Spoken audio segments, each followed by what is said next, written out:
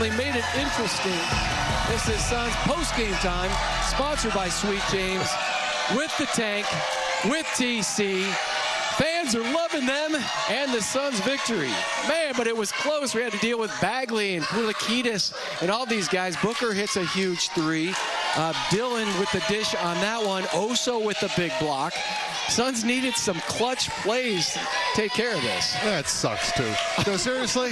I mean, they had some clutch plays when they needed them, but I wish they wouldn't have needed them. I thought they were going to pull away in the third quarter, but that mean mug. I was right there with that was the best. Oh, my gosh. His teammate with both hands, and Flag slaps him in the forehead, and he mean mugs him. I mean, that was the play right there. They're tight. Those two guys are tight. They are. You love to do that. It's like you love getting one up on your best friend. Oh, that was the best. I can't wait till we get to talk to him about it if he actually did something, you know? Come on, will join us again. He's going to bring that beaming smile of his and his wonderful personality. You think you'll get him to sing? You've been trying. Yeah, that's a good point. I think you have a better chance than I do. I think he sings a lot. He just doesn't sing well.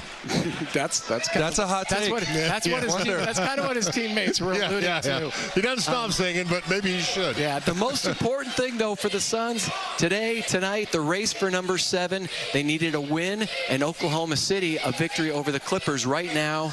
Oh, it's over. 124-106. So the Suns, in 1 minute and 20 seconds, will have secured the number 7 seed. So that's home court in that 7-8 matchup. If they were to lose, they would have home court in the second game. That's great. I mean, it really is. I mean, to be here, these fans have been special all year long with this team. I mean, they've had a lot to cheer about. There's been a lot of really cool things that weren't expected to happen. Now, there's been some hiccups and some ups and downs and injuries and things like that, but they always find a way. So hopefully they'll continue to do that. And if you are in the play-in, you are at least in the driver's seat. That 7 spot is the best play-in spot, obviously, to be in. You get 2 games at home. Hopefully they won't need it, but that gives you an opportunity to get that momentum rolling into the playoffs. That environment, the fans will be out there. They'll be loving it. It'll be great. Yeah, so they would host either the Clippers or the Portland Trailblazers. We'll know more, obviously, this weekend. So Jalen Green goes out with the right knee injury. Goody goes out with the left ankle injury. The Suns were already without Williams and Grayson Allen in this one, so they get 65 combined points from Devin Booker and Dillon Brooks. 37 points, 9 assists for Book, who had 31 last night, and then Dillon Brooks looked really good with his 28. It was spectacular. I mean, I didn't even think he could make 3 threes, and he goes out there and shows me right away that he's the TC curse. 4 or 5. Yeah, well, I don't need to curse him every game. I should just say, no, you're not going to, and they go ahead and do it, because he looked great. I mean, he looked fluid. He got to his spots, as he mentioned there with Amanda, and he just made him pay all night long. And you can tell he's getting more comfortable. Obviously, when you miss that much time with an injury, the comfort doesn't come back right away, and he just looks like he was getting to his spots. He was more aggressive, seeing the game really well. And when you see those first couple threes going, it just really gets that confidence rolling. You can see some of those shots he was making there in the second half. And yes, it was the Dallas Mavericks, a team that has struggled mightily this season. But how much of an advantage will this fourth quarter and finishing a game strong? Again, not many star players on their team right now. Cooper Flagg is going to be a star. What do you mean? Koulikitis? Yeah. He looked like the second coming of who's left-handed and shoots like that. And Michael Redd. Yeah. Well, he's a little lighter. Pretty good. Yeah. But man, oh man, that guy can stroke it. And he got a lot of love from Devin Booker after the game too. Yeah. But again, they were able to execute down the stretch, so it's at least something to build off of as they look ahead to their last 2 regular season games, Friday in LA against the Lakers, and then Sunday against OKC on the road. I hate, and I'm going to say this, but it's what I'm seeing. They're limping into it right now. Literally. Literally limping into it. And I want to see some momentum. You know, and now they don't need to win the next 2 games. The guys can rest or whatever. But I don't see that happening, because these guys got to get some momentum going and start feeling good about what's happening out there. A blowout win would be really a good thing. Would have been kind of nice. That seems to be what you really wanted tonight. Yes. But he's right. You want to see them start to pick it up and play with some momentum and get those rotations like we've been talking about. But if the guys aren't healthy, they're not healthy. So there's nothing you can really do about that. You just want to see people play healthy. And you want guys to be able to play their normal minutes when that game comes. So you don't want to push it with people and have them, feel like they can play and then they take another step back. So just get guys healthy, and then in the playoff game, game, you just go and attack. And in those critical moments, you want to see them make the right play. And down the stretch, it was Dylan Brooks who was getting double teamed, and he finds an open Devin Booker. I mean, those are the kind of plays that you build off of. Well, absolutely. And you know, Dylan knows. Book's the guy. Book's been in the zone. Book's like in playoff mode right now, the way he's playing the game of basketball. Now, you know who else in the playoff mode right now? Who's that? Mr. Double-breasted vest over there. Double-breasted vest over there. Good. And That really also ready for the playoffs. No, we're going to have to carry that. Oh, man! There it is. That's all we need. Smile. Thanks. Come on, you can go now. We just want that smile. Dude, that is still the best. You just light up an entire arena. Have to ask you right off the bat. The SWAT of your buddy, Cooper Flagg, the mean mug, standing over him. I know all's good between the two of you. How satisfying was that? Man, it felt well. I mean, my former teammate, we had a deal before the game. He was like, I'm going to dunk on you. And I'm like, all right, I'll block it too. So I guess it went my way. What was that conversation like? I mean, we was just talking, and he was like, man, you blocked me. I was like, I had it. I'm like, nah, you did not have it. And he's had some this year. As a rookie, man, he's had some savage slams. Yeah. Well, I mean, you've got to be satisfied, too. What your other two teammates have done this year with Knipple and Cooper Flagg and you all being, you know, lottery picks in the draft, it's got to be rewarding for you and the pride you have in your college. I mean, it's really fun. I mean, seeing all those guys succeed and being able to see what they're doing, and I'm really happy for them, and I hope they split Rookie of the Year to both of them.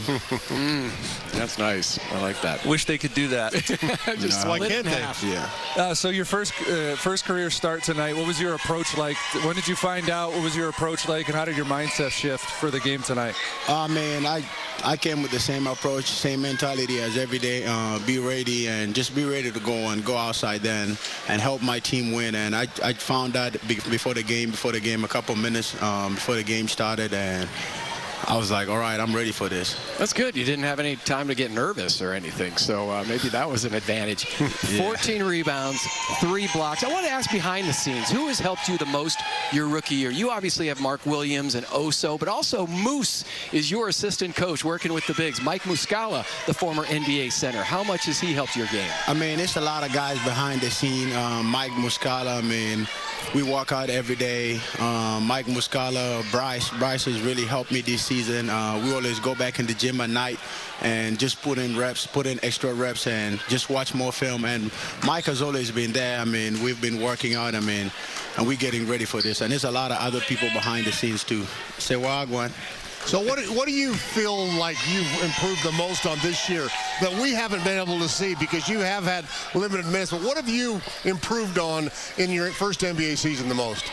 I mean, it's just a lot of stuff. I mean, way around, whether it's strength-wise, whether it's more knowledge for the game, or whether it's just the defensive coverages and everything else and the positioning.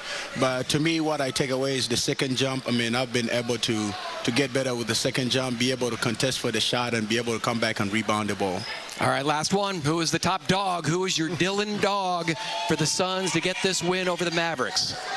The Dylan dog? The Dylan dog. I mean, I'll give it to Dylan. He guarded Coop the whole time. Yes. I mean, he was guarding the whole time he was on the floor. So I'll give it to Dylan. All right, we've got some friends back here. You guys want to cheer for our guy? Come on, let's hear it for Kaman Malawat. Yeah! You are building a following, young man. Thank you so much for that smile and the production and your first career NBA start. Kaman Malawat, and the Suns get the win 112-107. We'll take a quick look to it. Jalen Green and that injury in the first quarter with that right knee. So he went into the locker room. What was interesting, guys, is he actually came back at halftime and actually tested it out, talked to the trainers, and there was a chance that maybe he would come back. And Jordan Goodwin, again, he went out as well for the Suns in this one. But losing those two guys at these critical moments in the last couple games of the regular season is just not what you want to see happen. No, you want to get some, continuity, some consistency. It's just unfortunate they've had this all season long. But the good news is Mark Williams will be rested. He was terrific last night. Grayson Allen, rest him. He's going to be terrific for this team. But it doesn't look like it's serious with him. He's got some days to rest, obviously.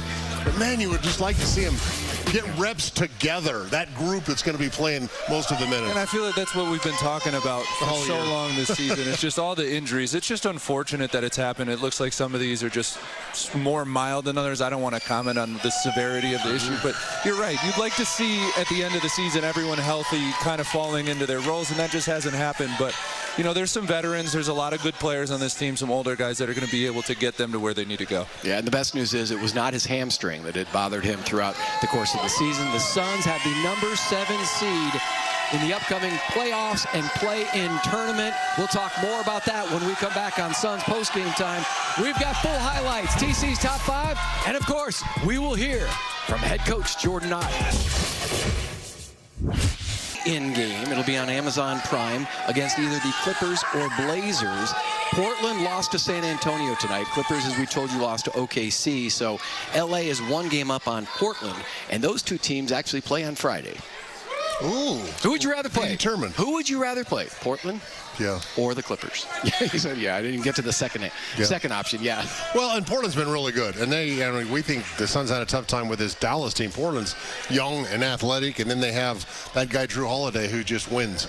You know, so they could be really tough too. But I don't know. I feel like that. Not as much experience as obviously Clippers have.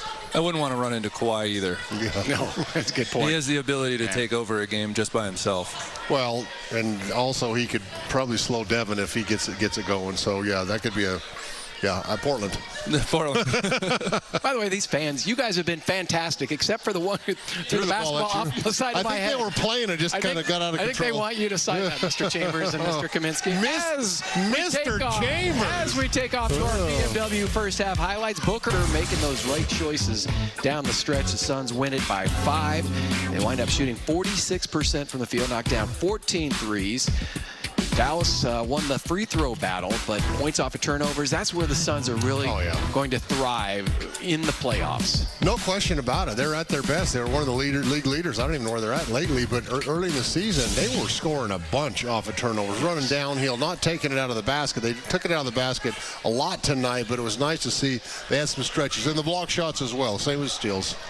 Well, that's where they've really hung their hat the whole season, like we've talked about, and it's going to have to travel. Defense has to travel wherever you go, and you have to be able to turn up the intensity. And they've done that at points of the season. It's kind of been a little bit less recently, but that's something that Jordan Ott and the staff is going to basically tell them, like, if we want to go far, make some noise in the playoffs, this is what we have to do. Well, and Dylan Brooks, too. I mean, the last few games, it just didn't look good. He didn't look quick. He looked a little lethargic out. He was Dylan. And the Suns without a couple of their thieves. Jalen Green has been stealing the ball lately for the Suns, and of course Jordan Goodwin all season long. We got a lot more to